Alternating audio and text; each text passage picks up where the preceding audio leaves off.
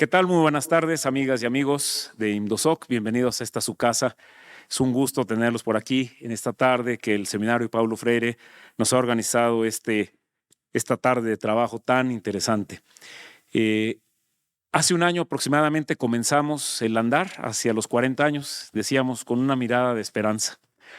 Y pues 6 charlas después, organizadas por los diferentes seminarios y comisiones del instituto, llegamos hoy finalmente para cerrar con broche de oro con el Seminario Paulo Freire y esta magnífica terna de expositores que nos han hecho el favor de acompañarnos esta tarde.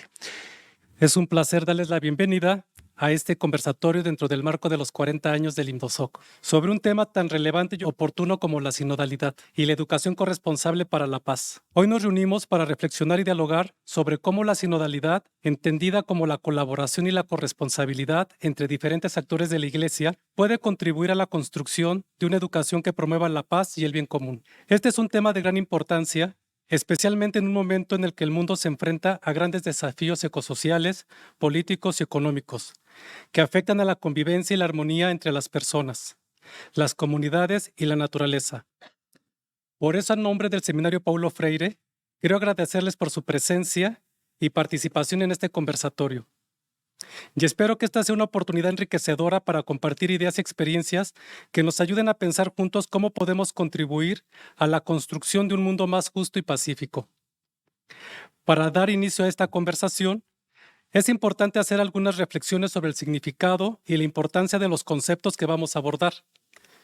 En primer lugar, la sinodalidad se refiere a una manera de ser y actuar de la Iglesia, que se caracteriza por la participación activa y responsable de todos sus miembros, que busca promover la comunión y la corresponsabilidad en la misión evangelizadora.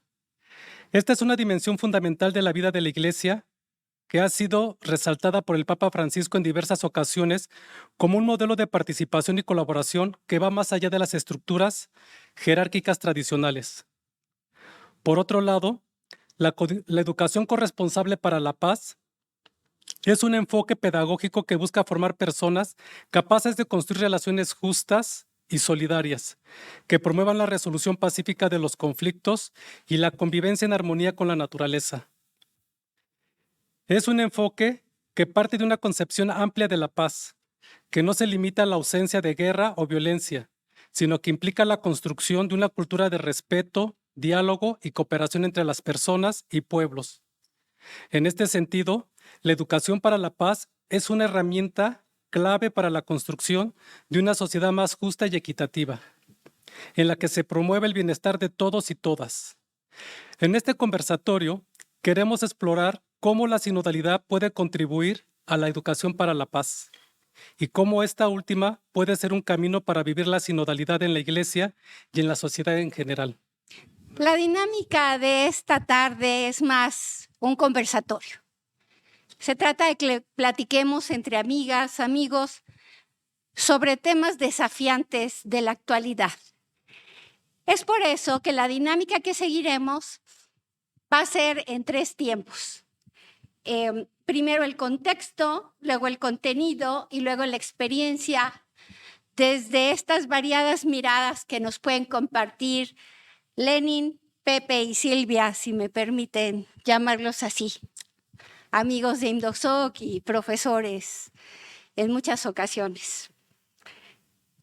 Bueno, damos inicio, Lenin. ¿Qué te parece? Mira, yo creo que como concluimos en un curso sobre sinodalidad, no puede haber sinodalidad si no hay justicia social, si no hay justicia eclesial. Son condiciones necesarias para la paz.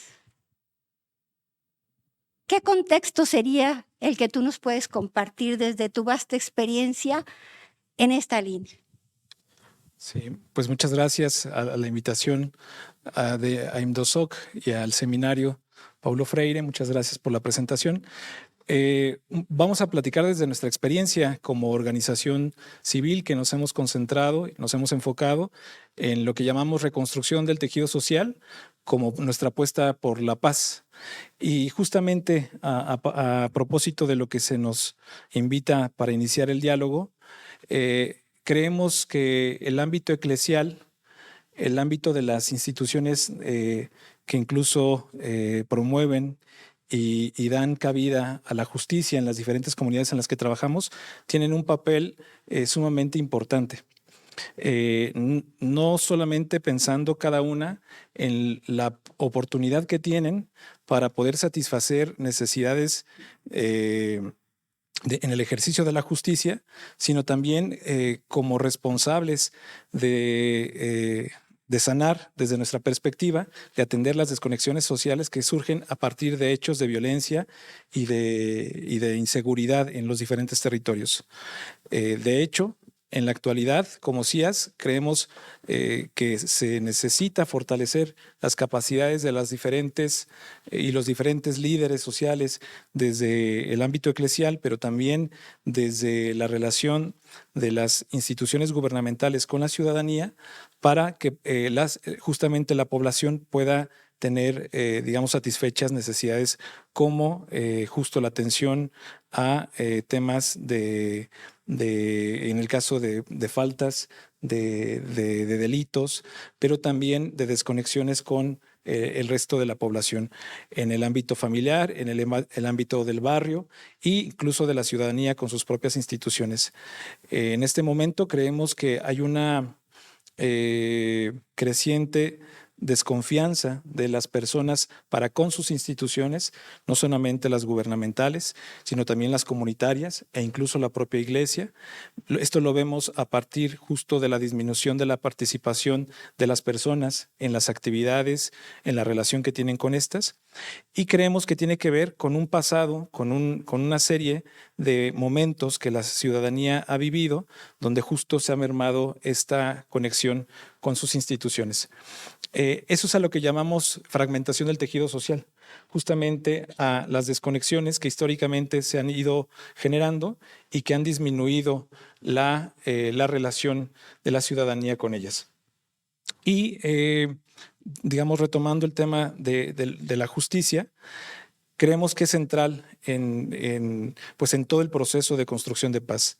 Si las personas no sienten de manera directa satisfechas estas necesidades de justicia, lo que podríamos llamar desde el CIAS por la Paz, estas necesidades de conectarse con las instituciones a partir de procesos de diálogo, a partir de procesos donde se sientan escuchada la ciudadanía de cuáles son sus necesidades vitales, y a partir de ello poder generar procesos de diálogo y construcción más colectiva, va a ser muy difícil que los procesos que se generen en cualquier ámbito sean sostenibles. Es un poco lo que podríamos empezar a platicar, también con ánimo de seguir escuchando.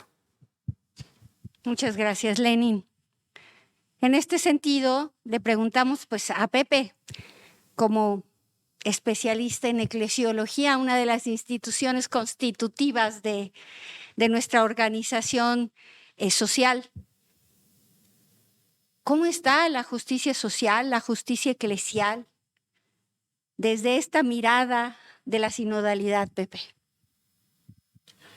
Gracias. Pues yo creo que es parte del mismo contexto. Si tomamos en serio lo que se planteó en el Concilio Vaticano II en un documento muy importante que suele conocerse como la Gaudium et Spes, donde es la iglesia que está en el mundo y en el mundo actual, pues no es que el mundo vaya por un lado y la iglesia esté como encapsulada al margen de eso, sino está atravesada justamente por todas estas dinámicas.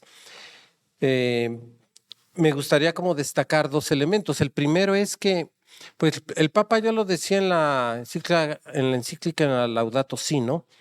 Constataba que hay una degradación humana que tiene que ver con la pobreza, con la exclusión, con la desintegración de relaciones, con la ruptura del tejido social que nos ha aquí mencionado Lenin, pero que esta degradación humana es correlativa de una degradación ambiental y es correlativa de una degradación en las instituciones y en las relaciones. Y la iglesia es parte de este mundo, no está al margen de ahí, esto es importante.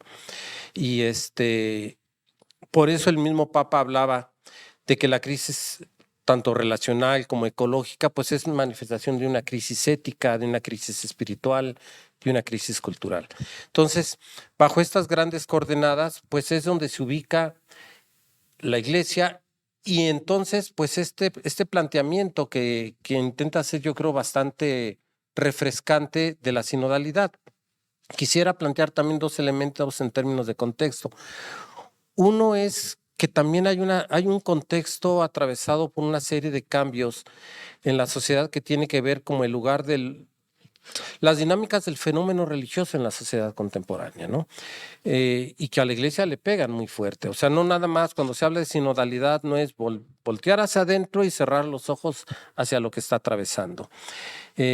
Por ejemplo, ya desde hace décadas, sobre todo desde el siglo XX, la iglesia pues detectó mucho esto que solemos decir en términos coloquiales, de que hay bautizados pero no practicantes, ¿no? Esto quiere decir de una manera más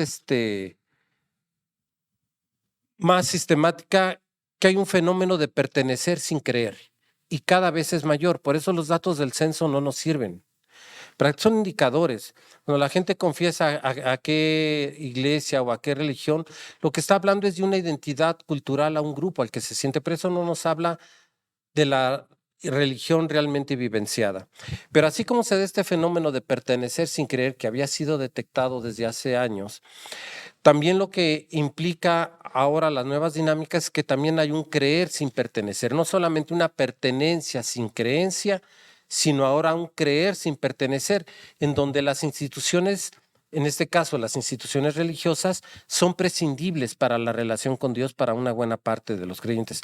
Y esto pues conlleva un poco a lo que ya nos relataba Lenin, ¿no? De un proceso que algunos suelen llamar un proceso de desinstitucionalización, especialmente en el campo religioso, donde para una confesión religiosa, para tener relación con Dios, para orar, etcétera, mucha gente ya no siente la necesidad de pasar por la aduana previa de la institución especializada en eso.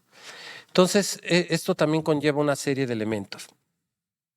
Visto desde ahí, y también las propias crisis internas que tiene la iglesia, y yo creo que una de ellas ha sido que ha estado pausado o tímidamente echado a andar pues esta nueva concepción de iglesia que se planteó en el Concilio Vaticano II de la iglesia como pueblo de Dios.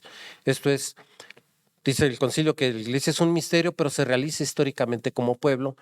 Y esto implica un cambio profundo. Yo creo que lo que introduce el término de la sinodalidad es, situándose en este contexto, retomar esta idea de horizontalidad y de común igualdad y dignidad entre todos los bautizados con un término fresco. Un término fresco, y ese término fresco es sinodalidad. No así el de sínodo y demás, que esos vienen desde el siglo II, III. Pero el término sinodalidad es bastante reciente y yo creo que es algo interesante. Ya luego profundizaremos un poco en eso, pero creo que estas son como algunas de las corrientes principales. Muchas gracias, Pepe.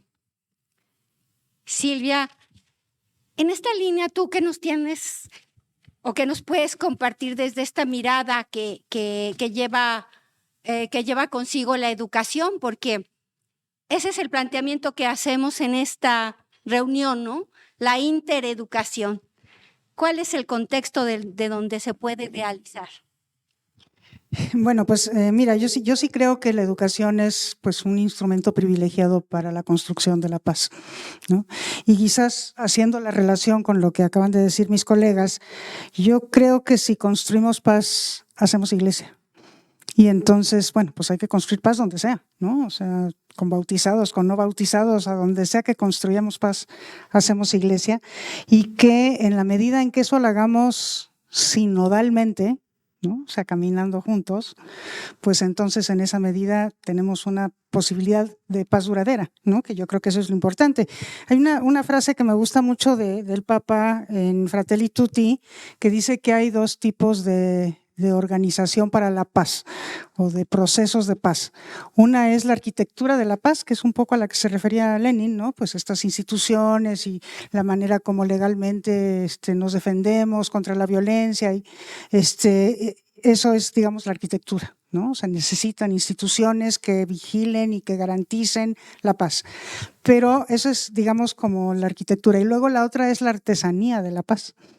Y entonces a mí me parece que a la educación lo que le toca pues es hacer artesanía de paz, ¿no? O sea, y eso pues me parece que es, en fin, creo que eso es un ejercicio de sinodalidad. Me parece que la educación, eso es de alguna manera lo que ofrece, ¿no? Bueno, yo creo que hablando un poco del contexto, así como Lenin estaba planteando un poco este asunto de la ruptura del tejido social, pues sí es necesario reconocer que tenemos un contexto de violencia, de ruptura de tejido social. Somos el continente más violento del mundo, América Latina, y no solamente eso, sino que en América Latina es el único continente en el que crece la violencia. O sea, en los demás continentes está disminuyendo, en el caso nuestro está creciendo. Y bueno, desde luego que esta situación de violencia, pues ya vimos, ¿verdad? O sea, la causa de la violencia pues es la injusticia, ¿no? Entonces, la ausencia de justicia es lo que de alguna manera nos explica que esto exista. Y digamos que las sociedades violentas, lo peor del caso es que lo que hacen es construir una cultura de la violencia. Y entonces la cultura de la violencia después es muy difícil de deshacer, ¿no? Cuando ya, digamos que culturalmente está asimilada la violencia como la forma de resolver los problemas, eso, quitarlo, digamos, es sumamente difícil. Tarda generaciones, diría yo. Y por eso es tan importante la educación, ¿no? Porque la educación es un hecho cultural, es contra la cultura de la violencia contra la que queremos reaccionar, ¿no? Y bueno, pues también sabemos que de alguna manera esta violencia contextual que vivimos y esta cultura de la violencia que se va construyendo, porque además se va construyendo, porque somos un poquito más viejitos, nos acordamos de cuando México no se reconocía por eso y nos asustábamos de Colombia o nos asustábamos de algunas regiones del país como Guerrero, en donde la vida no se respetaba, ¿no? Pero no teníamos una cultura de violencia. La verdad, en nuestro país no había eso, al revés. O sea, el mexicano era amable, era gentil, era hospitalario, era solidario, ¿no? Y ahora ya no, ahora lo que hay es una desconfianza, ¿no? Y entonces romper eso, digamos, reconstruir esa manera de ser previa, cultural previa, ¿no? A esta cultura de la violencia, pues es algo que tarda muchísimo tiempo, ¿no? Que sí tarda generaciones y tenemos que encargárselo a la educación. Me parece que en ese sentido la educación es un instrumento privilegiado, desde luego que no es el único, ¿no? O sea, también está la seguridad pública y también están las leyes y también, o sea, hay una serie de procesos que también son necesarios, pero la educación es lo que de alguna manera nos asegura que lo vamos a hacer de manera profunda y duradera porque vamos a estar construyendo una cultura distinta, ¿no? En la educación también observamos esta violencia, desgraciadamente, ¿no? Ustedes saben que México tiene el primer lugar del mundo, ¿no? Del mundo, digamos, de los países de la OCDE que participaron en PISA, que son 79, primer lugar en bullying, el primero, ¿no? Entonces ahí vemos cómo pues este contexto general pues se mete a nuestras escuelas, ¿verdad? Y, o sea, el 70% de los niños, niñas y adolescentes en México han sufrido bullying. El 70% en alguna ocasión ha sufrido bullying, ¿no? Entonces, bueno, ¿y esto por qué sucede? Bueno, porque también, o sea, las escuelas están dedicadas a otra cosa, no están dedicadas pues ni siquiera, digamos, a controlar la violencia, mucho menos a construir la paz. Entonces, también ahí necesitamos un cambio cultural educativo para saber cómo hacerle para ir construyendo paz. Le dejo hasta ahí en este momento. Muchas gracias, Silvia. Gracias a todos en esta primera ronda. Pues pasamos a la segunda, en lo que es el contenido de la perspectiva que cada uno, que cada una tiene desde sus ámbitos de acción. Quiero retomar algunos de los comentarios que se han hecho, porque justo tiene que ver con lo que les voy a exponer. Sobre todo decía Pepe, ¿no? No podemos olvidar que las violencias, bueno, y que el tema de la paz atraviesa por cuestiones también relacionales. Y creo que es uno de los puntos donde más nos hemos concentrado en el CIAS. Existe un teórico que seguramente le conocen bien, Juan Pablo Lederac, que justo ofrece un modelito muy sencillo, pero realmente muy útil para comprender la configuración de los conflictos y también de las problemáticas y las violencias violencias que podríamos ver en un espacio determinado. Y en la parte central de este modelo habla del patrón de relaciones, que justo tiene que ver con esto que decía Silvia, sobre cómo una cultura, cómo una historia va generando un soporte a nivel de visión cultural de una sociedad, de un grupo determinado en un territorio específico, que justo le da sentido al patrón de relaciones, el cómo se relacionan. Y justo varias de estas relaciones, en su mayoría, tienen que ver con la violencia, ¿no? Con formas violentas de relacionarnos. Y esto lo pongo sobre la mesa y sumaría un análisis que escuché recientemente de Dolores Sarabia, González Sarabia, es el apellido de Lolis, de Serapaz, compartíamos allí en un foro, y justo decía cómo las violencias están presentes en los diferentes ámbitos de la vida social. Y lo que mencionaba enseguida decía, ¿por qué no la paz tendríamos que construirla en todos esos ámbitos de la vida social? Es decir, en el ámbito del barrio, en el ámbito familiar, en el ámbito de la iglesia, en los diferentes ámbitos de la vida social. Y creo que justo eso lo hemos ido identificando con la experiencia que hemos tenido y creemos que también tiene que ver, por ejemplo, solo en el ámbito eclesial. Gran parte de los diferentes grupos de pastoral con los que trabajamos en las parroquias traen un ciclo, ¿no? Traen un ritmo de trabajo que lo que hemos visto es que va disminuyendo la participación activa, ¿no? De las comunidades. Y cuando hemos visto que aumenta, tiene que ver con cuando se proponen metodologías muy concretas, con temas muy específicos que justo sienten estas personas, ¿no? Y de hecho, estas metodologías van animando más la participación, no porque digamos que justo hay que apostarle solamente al activismo o a la réplica de metodologías. No, creemos en procesos. Sin embargo, la gente sí está buscando cosas muy concretas que pueda aterrizar en su vida de manera inmediata prácticamente, ¿no? Y justo creemos que por eso están incrementándose metodologías específicas en el trabajo con familias, con mujeres, con jóvenes. Voy a irme más adelante. Esto es lo que entendemos por violencia, tal vez así como de manera muy concreta, la anterior, perdón, que justo creemos y que coincide con el análisis que se está viendo, que la violencia no es el problema necesariamente a tratar, sino una expresión de un proceso histórico de fragmentación del tejido social. Es decir, la violencia es una expresión de diferentes hechos que han mermado el vínculo social entre las personas y de las personas con las instituciones. Y me voy a ir más adelante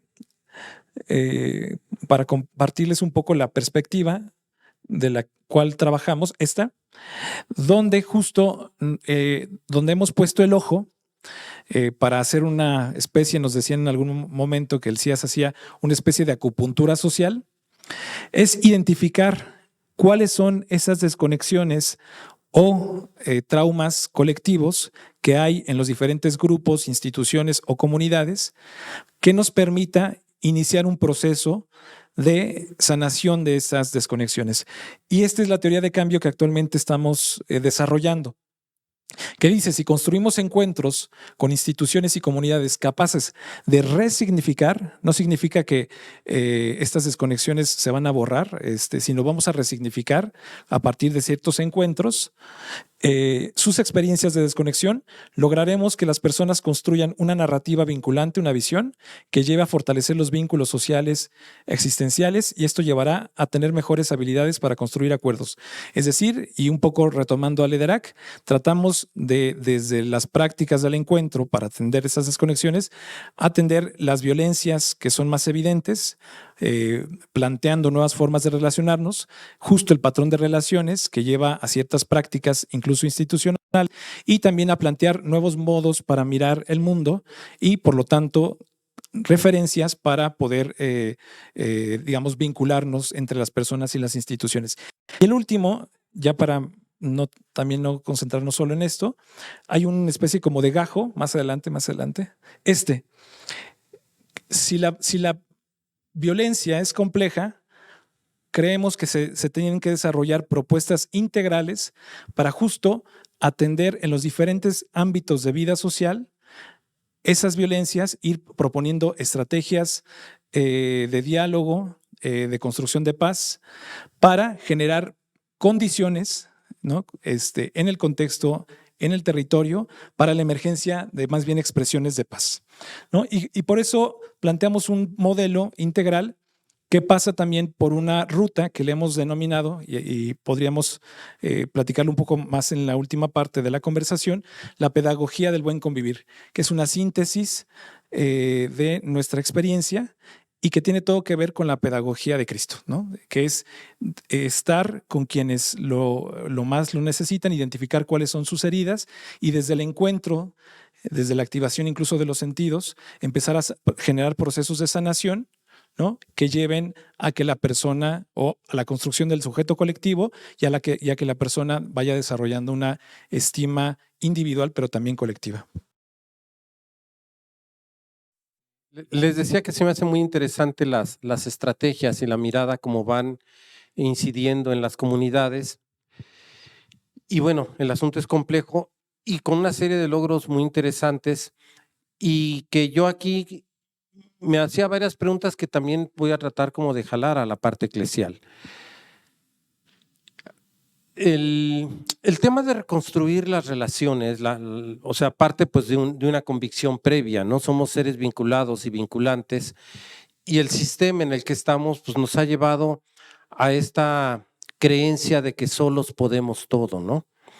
Y es la causa de la violencia, el individualismo tal como nos es introyectado por los medios, por la familia, por las relaciones, con toda esta lógica mercantil, es justamente la que nos fragmenta. No hay que perder de vista entonces que es un asunto como más sistémico. Y desde este punto de vista yo creo que también lo interesante, si en la iglesia se está insistiendo en la sinodalidad, que conlleva pues esto que nos plantea el Papa y otros, ¿no? Que no es tanto un procedimiento operativo ni una ingeniería institucional, sino una específica forma de vivir y obrar del pueblo de Dios que se manifiesta y realiza su comunión caminando juntos, reuniéndose en asambleas, participando en la evangelización. Se propone porque no lo hay. O sea, el punto a final de cuentas es un diagnóstico implícito, y el Papa lo dejó muy claro en su carta programática, que fue Evangelii Gaudium, donde se ve una iglesia triste, desesperanzada, desconectada, aburrida, y se fue leve, ¿no? El Papa Francisco. De hecho, él lo que va a proponer es, tenemos que rescatar la alegría del Evangelio. Para esto hay que hacer lo que se tenga que hacer. Y él habla incluso de reformar las instituciones, desde los horarios, la vestimenta, el lenguaje, etcétera. ¿Cómo conectaría eso? Yo creo que el tema del individualismo es algo fuerte. O sea, hay algo positivo, que es el proceso de individuación, de subjetivación, donde hay los derechos individuales, etcétera. Pero hay un proceso fuerte de una especie de arrogancia aislada y individualista donde uno tiende a bastarse por sí mismo. Y esto no es solamente un mal social, sino también es un mal eclesial. Por eso insistir en la sinodalidad. O sea, ¿por qué insistir en caminar juntos, en reunirse en asambleas, en participar? Pues justamente porque carecemos de eso. El problema que se nos viene, y aquí se requeriría una especie de programa de reconstrucción del tejido eclesial, es que carecemos de las instancias y de las estrategias justamente que hagan posible este discurso. O sea, la narrativa es importante porque nos va generando otro imaginario, y ese imaginario hay que ver desde dónde se dice lo que le llaman ahora el lugar de enunciación, que es mucho más que un contexto, ¿no? Y desde ahí entonces, ¿cómo? Yo creo que es el déficit que tenemos como iglesia. ¿Dónde están esas instancias que recojan el sentir, que recojan los sentires, que recojan los dolores, que recojan las voces y que sean vinculantes? No solamente que se escuchen y digan, qué buena onda, tienes razón, ahora nos juntamos los que sabemos y decidimos. Mientras eso suceda, pues se sigue erosionando y fracturando la comunión eclesial. u obstaculizando, que yo creo que todavía es más dramático. Entonces, yo creo que por aquí hay una ruta, hay varias experiencias muy interesantes que se están haciendo al respecto, al interior de la misma institución eclesial. Todo este movimiento que está del sínodo, de la sinodalidad, por supuesto me parece algo interesante, pero me gustaría ver que le metieran más mano a cómo funciona el sínodo, ¿verdad? El Papa recientemente acaba de hacer algunas aperturas interesantes, pero vamos, el documento escrito que regula el funcionamiento del sínodo está encapsulado. Sería bueno que se tocara, porque si no queda esto como a la discrecionalidad de la buena voluntad de alguien que dice, abramos. Y yo creo que tenemos aquí el ejemplo de Juan 23, por ejemplo, en el Vaticano II, que dijo, sí, abramos las ventanas y las puertas de la iglesia para que entre el aire fresco y salga el polvo imperial. Y no quedó en un discurso, sino intentaron mover las estructuras. Yo creo que esto nos está faltando, y no por un asunto sociológico, que luego llega a verse así de que, ay, ahora quieren mover opinión pública. No, la iglesia tiene de antiguo algo que le llamaban el sensus fidei y el consensus fidelium. O sea, el sensus fidei es una expresión técnica en teología que decía, los fieles tienen una especie como de instinto para reconocer lo que viene de Dios y lo que no. Y entonces, por ejemplo, en el primer milenio, si un concilio, si un sínodo decidía algo, pero las comunidades no lo hacían vida en sus oraciones, en su liturgia, en su práctica, en su teología, decían, aunque lo haya dicho un concilio, eso no vino de Dios. Una gente buena y piadosa que con autoridad decidió algo, pero no viene del Espíritu. Y lo que tenía que ver esto era el sensus fidei, si se quiere leer desde la fe. Pero en términos sociales eso es importante. A mí, y con esto cierro, a mí me llama mucho la atención en los últimos 2-3 años. He estado acercándome al tema de los colectivos y de las brigadas que buscan a sus desaparecidos. Y yo tengo la impresión que allí están surgiendo hay formas emergentes de ser iglesia más allá y a veces al margen de la visión de la institución. No quiere decir que estén en contra, no estoy calificando que la institución esté mal, simplemente que hay formas ausentes y emergentes de ser iglesia que están ahí y no las podemos nombrar porque los mismos términos que tenemos para nombrar lo que es iglesia es parte del problema. Gracias, Pepe. Pues dice el Papa Francisco que la iglesia es constitutivamente sinodal y eso significa que hemos de caminar juntos y juntas, pero caminar juntos y juntas con los zapatos del otro y de la otra. Y en la iglesia nuestro gran desafío es que hemos caminado separadas. Por un lado, los ministros ordenados y por otro lado, el pueblo fiel. Y quien ha tenido la razón siempre, pues ha sido la jerarquía. ¿Y cuál sinodalidad ha habido si como fieles hemos sido sobre todo obedientes? Y ser obedientes creo que es una característica cultural, una característica que nos viene de la educación y formación y del ADN que traemos introyectado. Platico yo en alguna ocasión que ni en la misa podemos ser autosuficientes. Pónganse de pie, siéntense, oremos. Cuando no la campanita porque nos toca hincarnos. Entonces no tomamos la responsabilidad que nos toca. Y esa educación lo que nos falta, Silvia, es una formación, es un reto cultural. Tenemos que aprender a ser sinodales en la vida misma.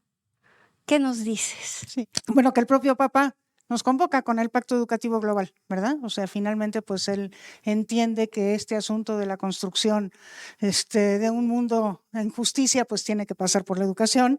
Y pues ahí dice, ¿verdad? Que nos sostenga, por tanto, la convicción de que en la educación se encuentra la semilla de la esperanza, una esperanza de paz y de justicia. O sea, como, no digo que es la única vía, pero es una vía fundamental, es una vía duradera. Y pues el Papa no es el único, ¿verdad? Curiosamente, pasamos a la siguiente. La UNESCO, pues para eso nació, ¿verdad? ¿Se acuerdan ustedes que en la Constitución de la UNESCO se dice que puesto que en la mente de los hombres y las mujeres, diríamos ahora, las guerras ahí se forman, pues es en la mente de los hombres y de las mujeres donde deben erigirse las baluartes de paz.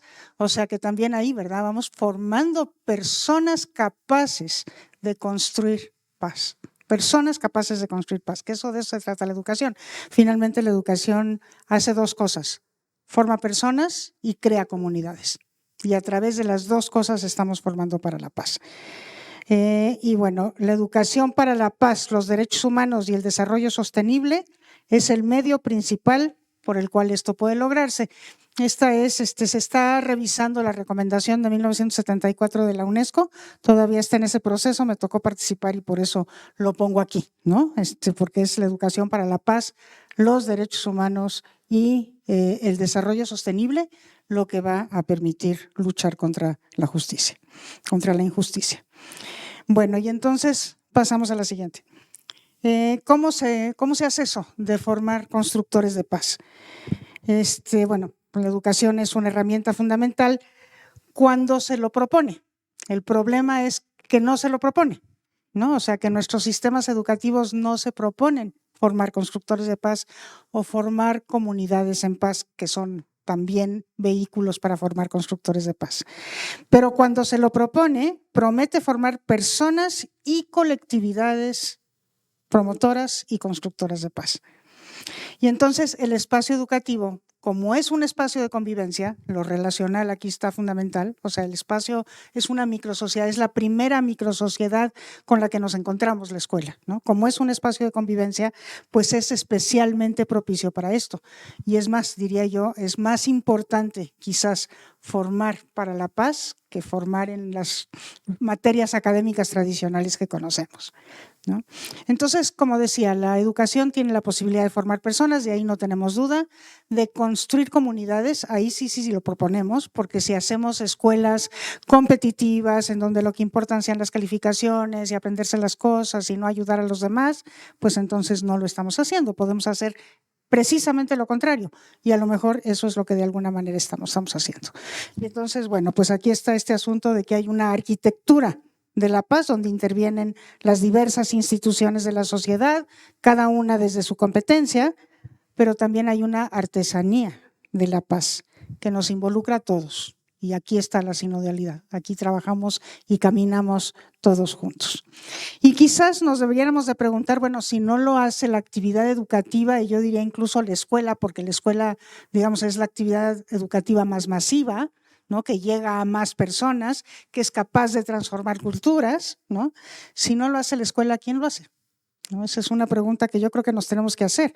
Desde luego que las familias, que las parroquias, que las comunidades, que las organizaciones lo hacen también, pero la escuela es la única que lo puede hacer de manera sistemática, transparente, intencionada y gradual. Es la única que lo puede hacer así. Y entonces, pues aquí lo que yo digo es, asumamos esta responsabilidad tan grande que tiene el trabajo educativo en el que muchas y muchos de nosotros estamos directamente involucrados, ¿no?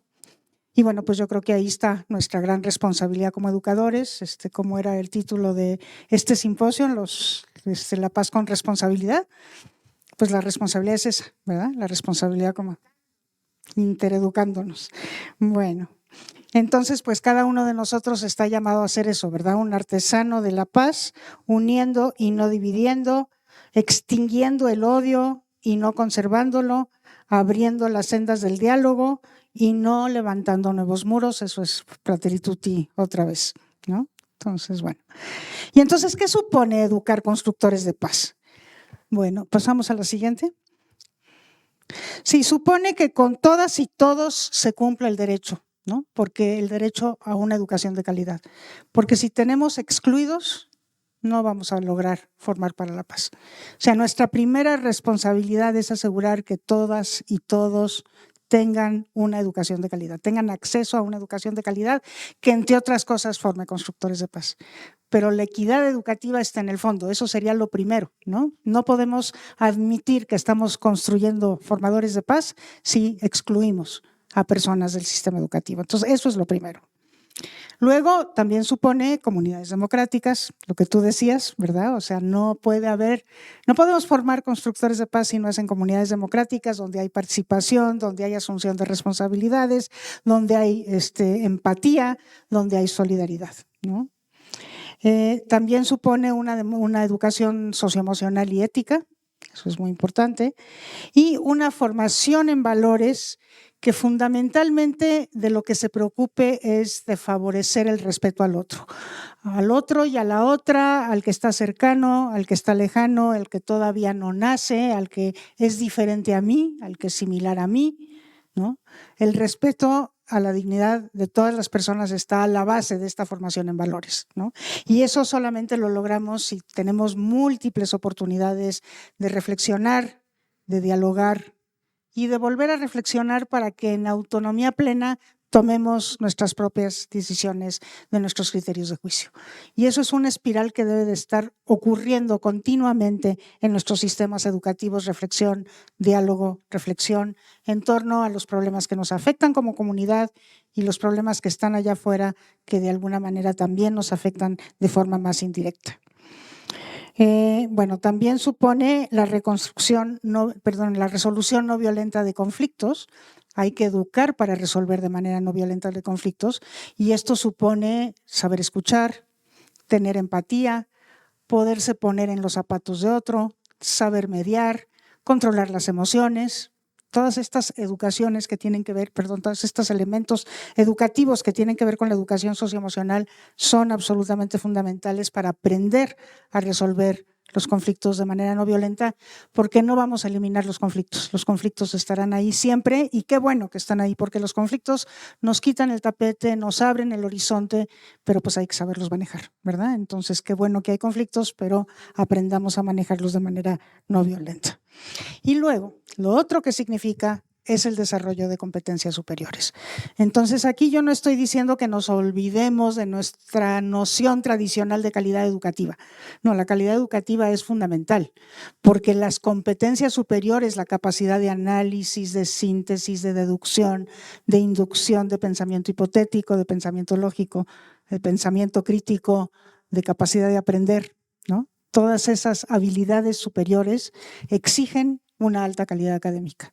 Y esta alta calidad académica es indispensable para poder construir paz, ¿no? Entonces, esto que tú decías, Rosario, pues me parece que es absolutamente fundamental. Y en la práctica, ¿cómo nos ayuda? Pasamos a la siguiente.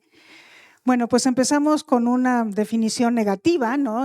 Que es la cero tolerancia a la violencia, que esto, digamos, es negativo y no nos podemos quedar ahí. Hay muchísimos lugares que se quedan ahí, ¿no? Esta es una paz negativa porque la cero tolerancia a la violencia lo que hace es que haya una violencia negativa, es decir, que no haya violencia, ¿no? Que hay una paz negativa, que no haya violencia.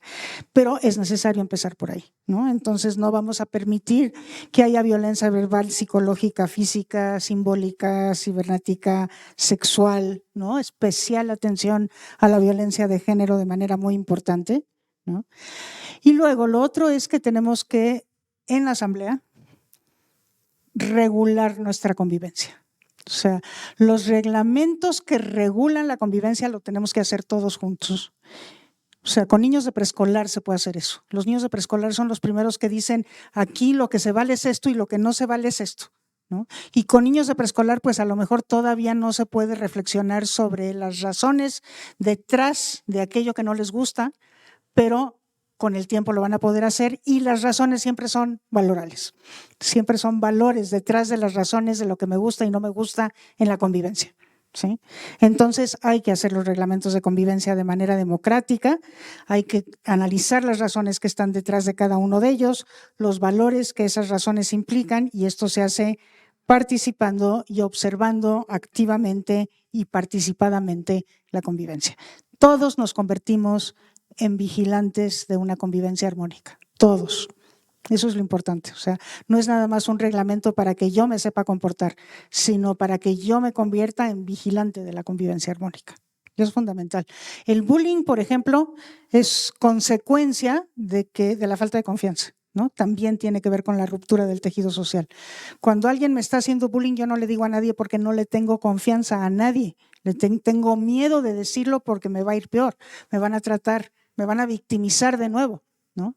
Entonces, es la falta de confianza. Entonces, pues es absolutamente indispensable esto de convertirse de generar la confianza y de convertirse en vigilante activo de una convivencia armónica.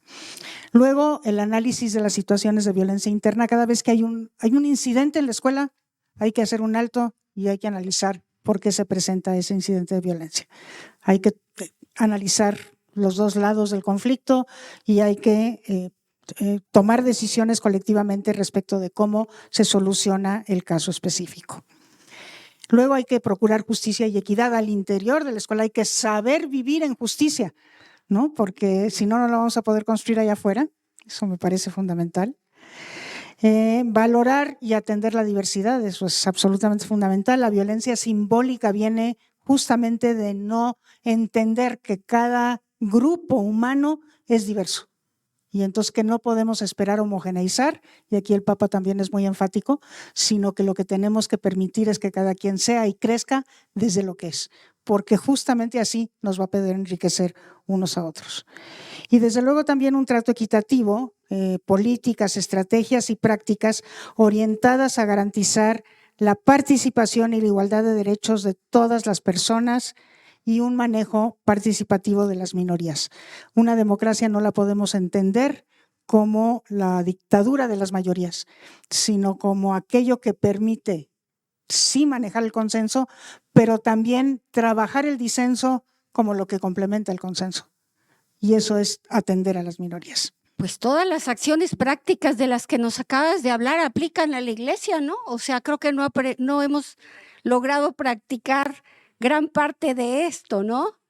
Esto de la vida en comunidad, pues es a lo que llama el Papa, la vida en asamblea de iguales, todas bautizados, ¿no? En la misma dignidad, cada quien con sus funciones y con sus ministerios, pero en esa horizontalidad y en esa colegialidad que permite esa garantía del sensus fidelium de los que nos habló precisamente Pepe. Y ahora, Lenin, desde la práctica, ¿qué hacemos? Bueno, sé que Cías por la Paz hace mucho en la reconstrucción del tejido social. ¿Qué nos compartes? Sí, yo estoy anotando un montón, porque todo me lo llevo para las nuevas sesiones que tenemos. Muchas gracias. Sí, un poco también para retomar lo que se ha venido diciendo en el tema del individualismo. Creo que es importante también, y de hecho nos ha ayudado mucho, entender las razones del por qué el individualismo. Y a mí una frase que en una entrevista en una escuela, en Tancítaro, justo en una asamblea de paz, que es una metodología que se utiliza para trabajar dentro de las escuelas, para promover la participación del alumnado en la generación de condiciones para una educación del buen convivir dentro de instituciones de manera muy concreta, que ahorita voy a platicar. Alguien, justo en un tema de aspiraciones y de a qué se pretendía hacer de grandes, etcétera, etcétera, alguien levantó la mano y dijo, pues yo quiero ser narco, ¿no? Pues que causó revuelo, ¿no? Justo por la historia que tiene Tancítaro, este municipio, en todo el tema de autodefensas, de reacción respecto al crimen organizado. Y al final, pues conversamos un poquito con este joven de secundaria, segundo de secundaria, alrededor de 13 años. Y la frase que a mí se me quedó y se me quedará para siempre, y que ya después me enteré que era una frase que repetían mucho los jóvenes en varias regiones en Michoacán, era, pues más vale vivir 2 años como rey que toda la vida como esclavo, ¿no? Entonces, cuando tenemos esta idea instalada en las y los jóvenes, y que justo esto se vuelve parte de su decisión, pues creo que también justo es cuando vemos cómo el individualismo no solamente, digamos, queda más, se impregna más, ¿no?, en la conciencia, en los valores pues de estas mujeres y hombres jóvenes. Obviamente hay otras opciones, pero esta frase a mí se me... Entonces yo decía, ¿qué pasa en la vida de este joven? Justo que esta frase se vuelve un principio en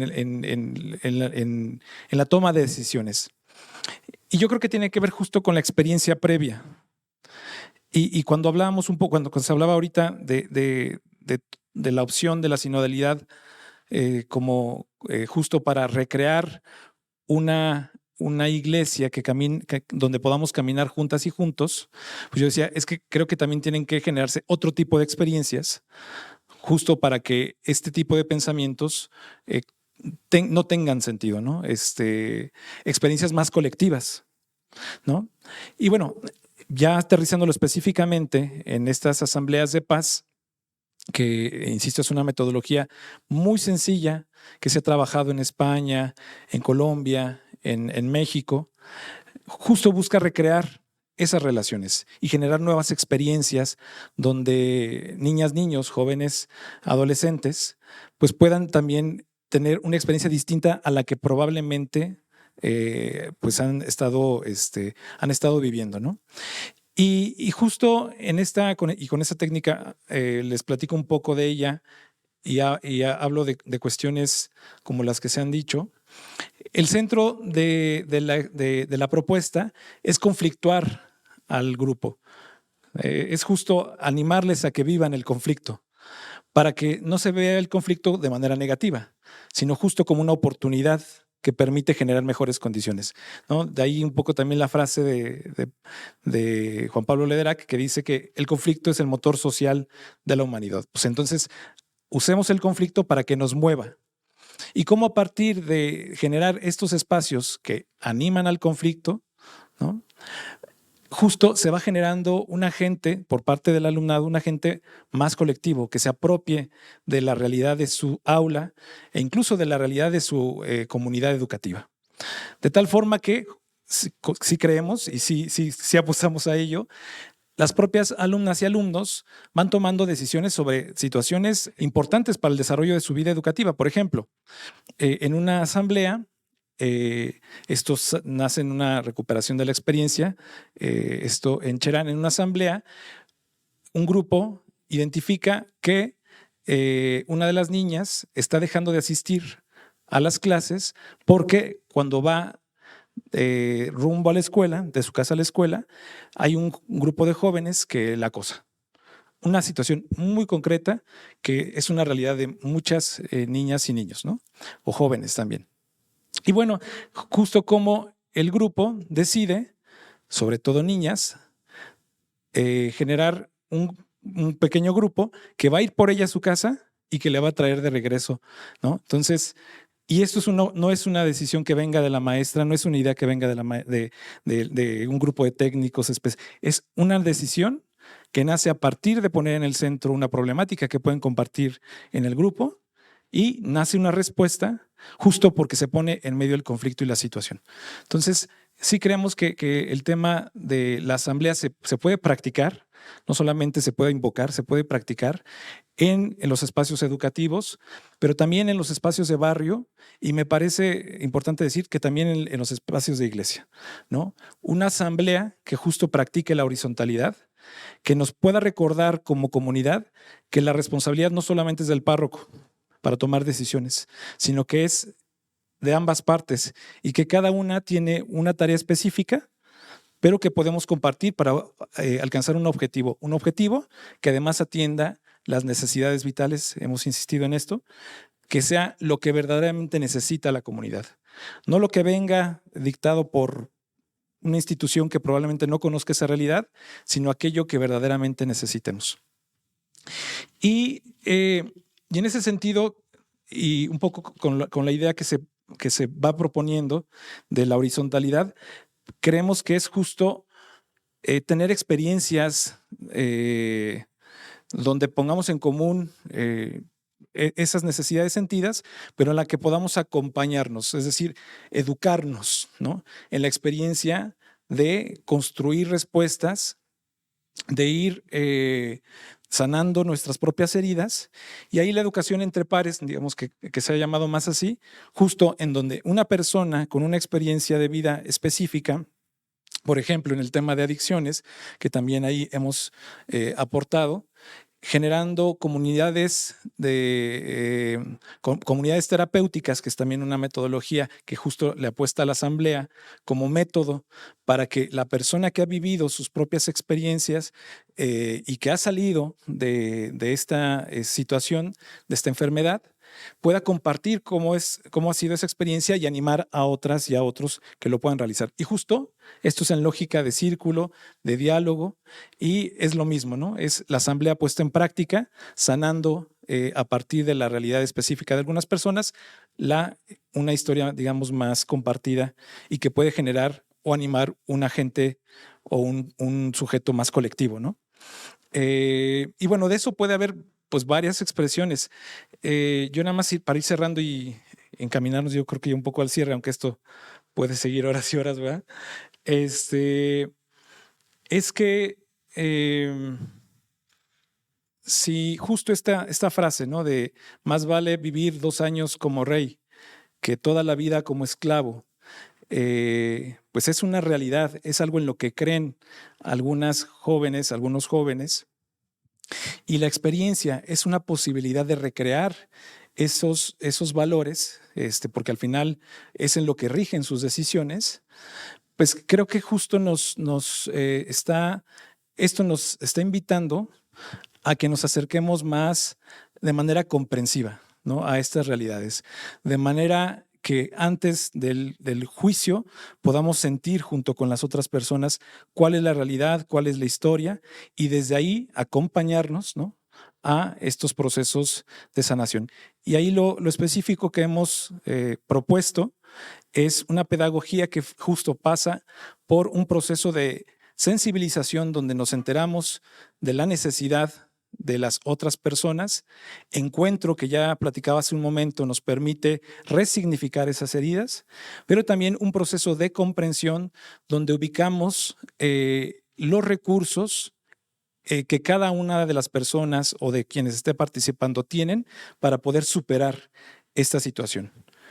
Ya después, ahora sí entramos en un proceso de transformación, que es la 4ª etapa, que justo propone, ahora sí, generar otras condiciones. Sin embargo, tiene que pasar por las primeras 3. Creemos que gran parte de las propuestas de acción se están saltando las primeras 3 etapas, que quieren llegar o que queremos llegar como organizaciones, por ejemplo, de la sociedad civil, queremos poner la propuesta y que suceda esa transformación. Esto no va a suceder o no va a ser sostenible si antes no identificamos claramente cuáles son esas necesidades sentidas y vamos generando y animando este sujeto colectivo a partir de sus propias historias. Las últimas 2 etapas es revinculación, en cómo reanimamos o le damos sentido nuevamente a el ser comunidad, en un contexto donde no tiene sentido, donde se hace efectivo esto de más vale solo que mal acompañado, se hace realidad, nos desvinculamos y justo va promoviendo el individualismo, y más bien donde se va animando y recreando la opción por la comunidad, por pensar que en conjunto podemos superar con mayores posibilidades esta realidad que tenemos. Y por último, hay una etapa que proponemos que es justo la renovación para, después de atendido esta necesidad puntual, poder buscar otras necesidades que podamos atender de manera colectiva. Pues también por ahí. Pues todos estos procesos de sanación vienen de la reflexión-acción y de la reflexión-acción, de la comunitariedad, de la vivencia, de la escucha. Entonces yo le pediría a Silvia, ¿qué le puedes decir a esta experiencia de Lenin? O Lenin, ¿tú qué podrías retroalimentar de todo lo que Silvia, porque escribiste todo lo que Silvia dijo, ¿no? ¿Qué podrían compartir ustedes desde sus miradas muy particulares? Porque nos han resonado muchas, Silvia, muchas, ¿no? En este proceso. ¿Quieres tú hacer una pregunta? Silvia, ¿quieres darle una retroalimentación? No, pues me pareció también a mí súper interesante esto que dijo Lenin, porque pues en efecto creo que por ahí va el asunto, ¿no? O sea, creo que lo que tenemos que aprovechar es que tenemos espacios colectivos y los tenemos que convertir en colectividad activa, ¿no? Entonces, que eso es lo que de alguna manera hacen ustedes, ¿no? Entonces, estos procesos horizontales, participativos, analíticos, porque se analizan los problemas, porque los problemas son los que se ponen sobre la mesa. Y los problemas, yo creo que esta es otra cosa que la que yo quería decir. Si somos capaces de hacer en nuestra colectividad escolar trabajos de esta naturaleza, podemos salir de la comunidad escolar a la comunidad más amplia a seguirlo haciendo, que es la experiencia que tú pusiste con estas niñas que decidieron ir a acompañar a la muchacha, ¿no? O sea, siento que también, o sea, tenemos que empezar trabajando los conflictos que tenemos dentro, pero poco a poco empezar a traer también aquellos conflictos que hay allá afuera, de lo cercano a lo lejano, y empezar a involucrarnos, aunque sea vicariamente, en cómo podríamos apoyar a su solución. Entonces, creo que también formamos comunidades externas, no solamente internas. Y eso es, por ejemplo, ahí yo siento que los sistemas educativos de mayor nivel, la educación media superior que trabaja con jóvenes, desde luego las universidades, ahí tienen un papel importantísimo a jugar, ¿no?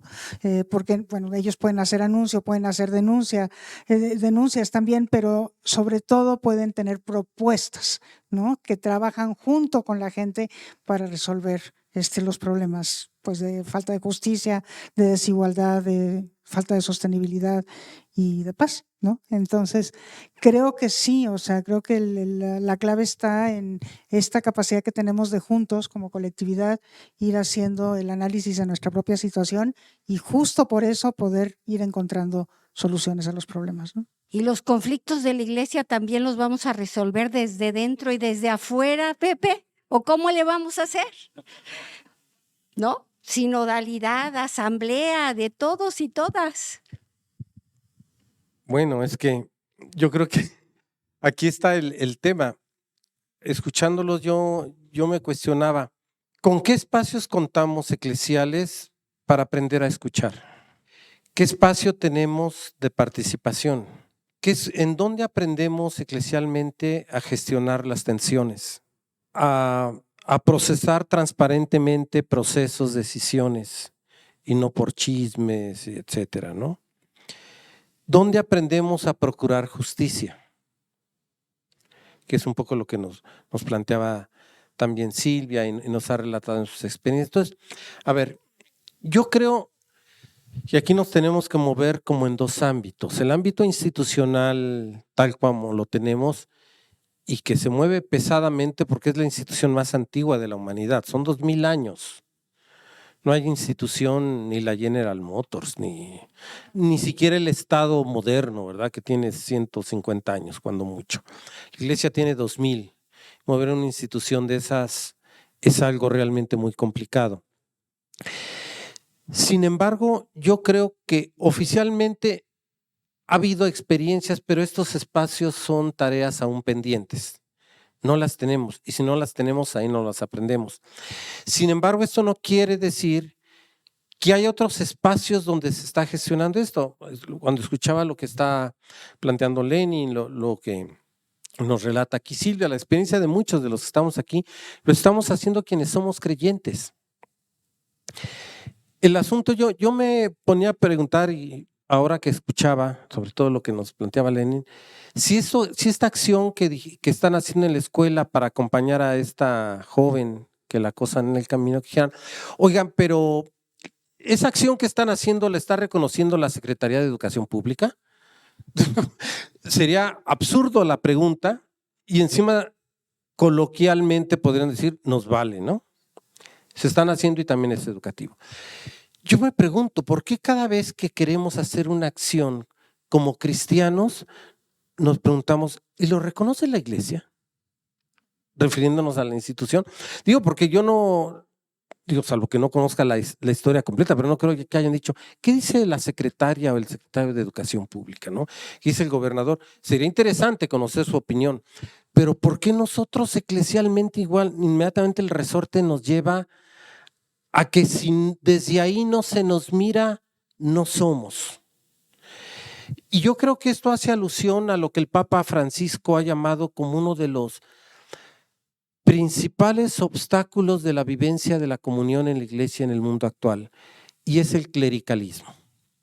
El clericalismo a veces se ha entendido equivocadamente como una patología de los clérigos, y no es cierto.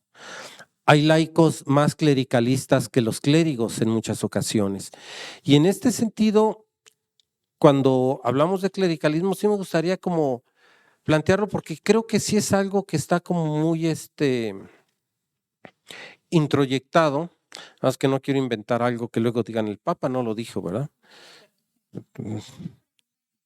No sé si alguien aquí ya le está chateando ahí. Pero, a ver, los obispos australianos y los alemanes le encargaron a una comisión interdisciplinar hace como 8 años, que hicieran un estudio de cuáles eran los principales, uno de los principales obstáculos o el factor singular más relevante para los abusos en la iglesia, para la mala comunicación. Y ellos lo sacaron que era el clericalismo. Eso lo dicen estas asociaciones y los obispos, ¿no? ¿Cómo lo definen? Dicen el clericalismo es un estilo autoritario de liderazgo ministerial. Es una cosmovisión rígidamente jerárquica y una identificación virtual de la santidad y la gracia de la iglesia con el estatus clerical. Esto lo detectaron estas comisiones en Australia, una comisión institucional, interinstitucional real que se mandó a hacer ahí, y los obispos alemanes se lo encargaron, el episcopado alemán, a un grupo interdisciplinar. El Papa lo ha dicho de otra manera, y él dice, el clericalismo es una perversión de la iglesia. Es el que crea la rigidez y debajo de todo tipo de rigidez hay podredumbre. Y siempre lo hay. Hay que tener cuidado de eso, ¿no? Esto lo estaba diciendo el año pasado el Papa Francisco. ¿Por qué menciono esto? Porque dentro de la pluralidad de factores, este es un factor singular sumamente relevante que impide, distorsiona la comunicación, la generación de escuchas. Y en este sentido yo creo que hay que tomarlo en cuenta porque les digo, no hay que confundir clericalismos con ser clérigos. Son dos cosas diferentes porque tenemos experiencias de que se da al revés. El otro tema que también aquí es importante es justamente ya algo que ya mencionaban, el tema de las metodologías. En la iglesia estamos, institucionalmente hay unas metodologías muy áridas, muy ricas, pero muy limitadas. No tocan los cuerpos, no tocan los sentires, no tocan las emociones. No tenemos espacios donde esto sea recogido y llevarlos como en el rito de las ofrendas, en la celebración eucarística. No los tenemos. Y yo creo que esto es muy interesante. El año pasado, justamente, y con esto empiezo a cerrar, hicimos una experiencia de métodos teológicos con metodologías no teológicas. Entonces metimos metodologías de psicoterapia mística, metodologías de feministas, metodologías de dibujos, metodologías de colores, metodologías de sentimientos. De hecho, aquí está, Juan Miguel, que participó en eso y estuvo de ponente en algún momento Lucila también.